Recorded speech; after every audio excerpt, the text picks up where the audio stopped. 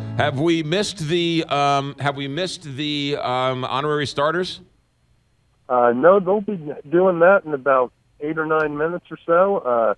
Gary Player, Jack Nicklaus, carrying on the tradition. Sadly, Arnold Palmer won't be here with them this year, but it is always one of the great scenes in sports. It really is. I love when the current players sort of run out to go see the honorary starters themselves.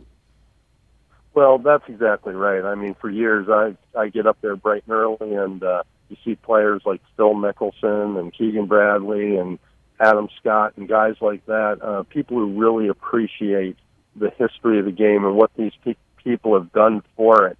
And it really is heartwarming to see that. Yeah. All right. So no more Tiger. And so I guess this year, Mike Johnson from Golf Digest, it's wide open. Is there a favorite? That's a great question because it is really the most wide open I can remember, and I've been coming here for 20 years.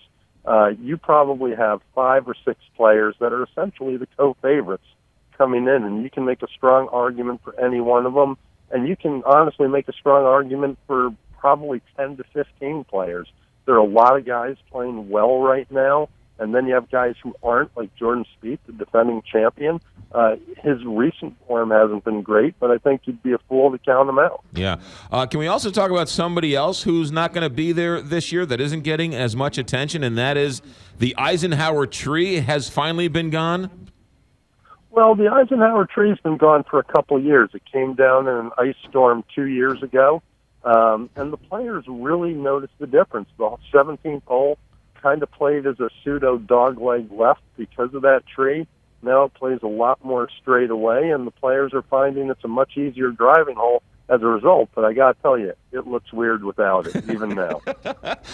Even though the great thing about the Masters is that there is so little change in this fast-paced world where change is happening on a daily basis. What are your thoughts, Mike, as you go back and sort of back into a time machine onto the grounds of the Masters? Well, I think what Augusta National and the Masters does so well is they do continually change. They give off this vibe that they don't, but they really change every year. You just don't notice it. They do a great job of masking it. So if on the golf course they plant a tree or remove a tree, they do it in a way that you really don't notice it. The technology here is great, yet they still maintain the handheld scoreboards where, the scores are put up by hand. And they do surveys of the patrons here, and they say that's what they want. They want to maintain kind of that civility and old-school nature while enjoying the modern conveniences. How about everyone talks about the prices of the sodas and the beer and the sandwiches? Are those prices stuck in the 1950s? They really are. I mean, you can get a sandwich for $1.50, a beer for a couple of bucks, and a soda for $1 or an iced tea for $1. It is one of the best bargains in sports. I mean, when you're used to paying $10 for a cheeseburger at a basketball game, this is a welcome respite, no doubt. How do they keep it so clean? Well, it's just manpower, and it's a mandate. Keeping a place immaculate isn't difficult. You just have to decide that you want to do it. And I think what also helps with that is the people who come here, the patrons, the fans who come here, they understand that. They want the place to be clean.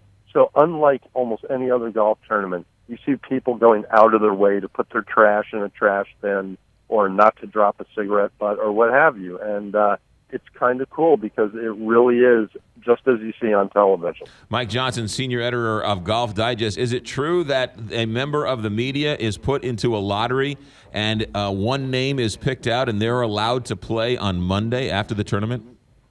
It's actually a little better than that.